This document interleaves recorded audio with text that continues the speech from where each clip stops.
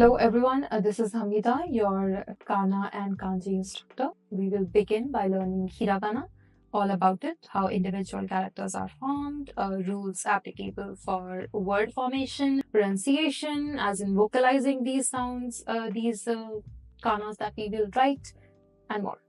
But before we start with any of that, let us talk a little about Hiragana. It is one of the three writing systems in the Japanese language. It is part of Kana, a syllabic writing system comprising of two scripts. So we have Kana, two scripts, Hiragana, and Katakana.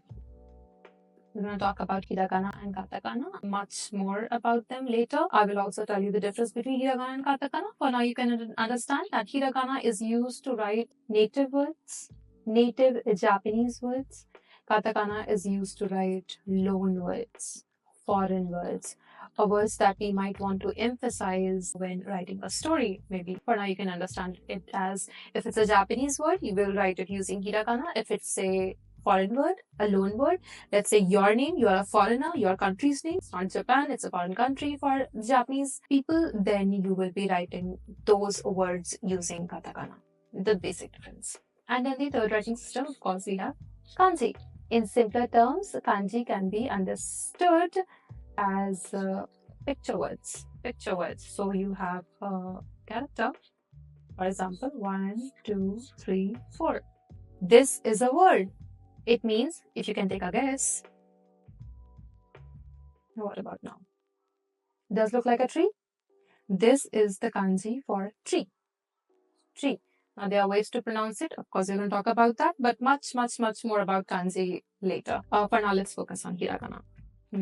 So long ago, about 1600 years ago, when Japan did not have a standard writing system yet. Of course, it might have had regional writing systems across Japan, but not a standard one. The envoys who were sent to China, they brought kanji with them. So kanji came from China. Katakana also has all the same sounds. We have our a, I, u, e, o, ka, ki, ku, ke, ko.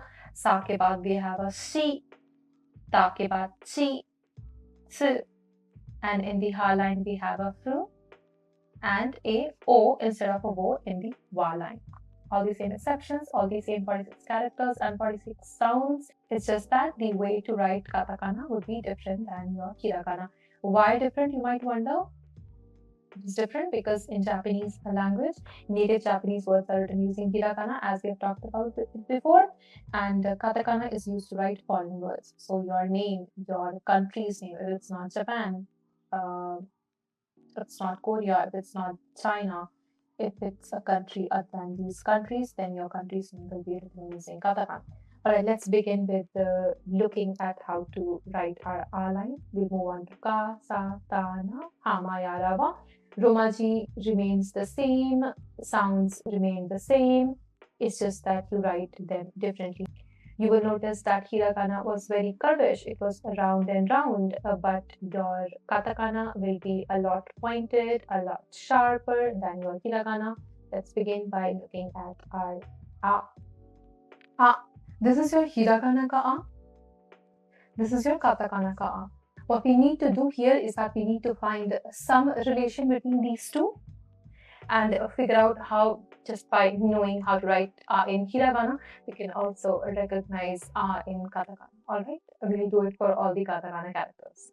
To me, it looks like this part in a looks a lot like your katakana ka a, so I go with that. This is your stroke number 1, this is your stroke number 2, so you go 1 and then 2.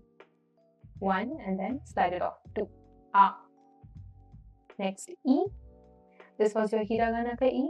This is your katakana ka E. Katakana ka E में first stroke ये होता है, second stroke ये वाला है. 1, 2. Pretty simple. How to remember? Maybe you just rearrange. hiragana का E ऐसे था, मैंने बस उसको थोड़ा बहुत rearrange करके, flip करके